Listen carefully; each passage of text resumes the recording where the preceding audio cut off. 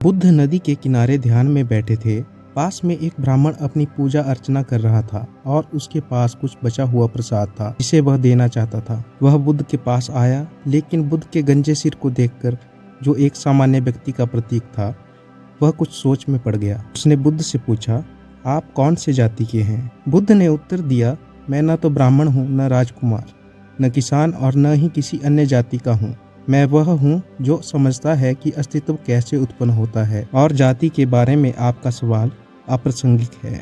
यह सुनकर ब्राह्मण बुद्ध से बोला, आप एक समझदार व्यक्ति लगते हैं, लेकिन मैं आपको यह प्रसाद देना चाहता हूँ। मुझे अर्पण करने में आनंद आता है क्योंकि मुझे लगता है कि इससे मुझे पुण्य मिलेगा। क्या आप मुझे बता सकते हैं कि एक अर्पण को पुण्यकारी बनाने के लिए क्या आवश्यक है? बुद्ध ने उत्तर दिया, जैसा कि आप समझ या ज्ञान की खोज में हैं, ध्यान से सुने। जाति या धन के बारे में ना पूछें, बल्कि आचरण के बारे में पूछें। अग्नि की लपटों को देखें, ये कहाँ से आती हैं? एक लकड़ी के टुकड़े से, और कोई भी लकड़ी हो सकती है।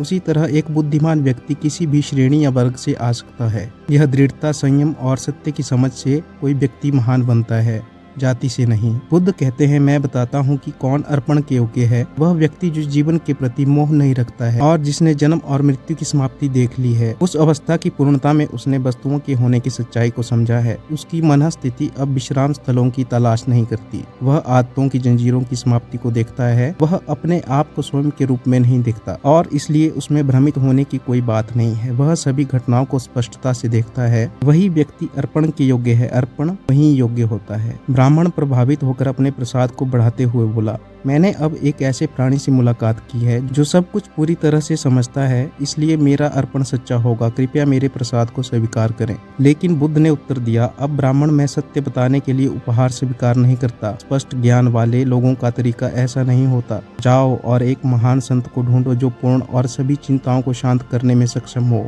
यही आपके जैसे पुण्य की खोज में लगे व्यक्ति के लिए सही स्थान होगा। यही एक उपहार को प्रभावी बनाएगा। ब्राह्मण ने अपना प्रसाद वापस रख लिया और कहा, आप उपहार के योग्य हैं क्योंकि आपने मुझे एक उपहार दिया। यह अद्वितीय और अत्यधिक फलदायी है। फिर वह एक पूर्ण संत की खोज में चल पड़ा। धन्यवाद। आज की कहानी में बस इतना ही।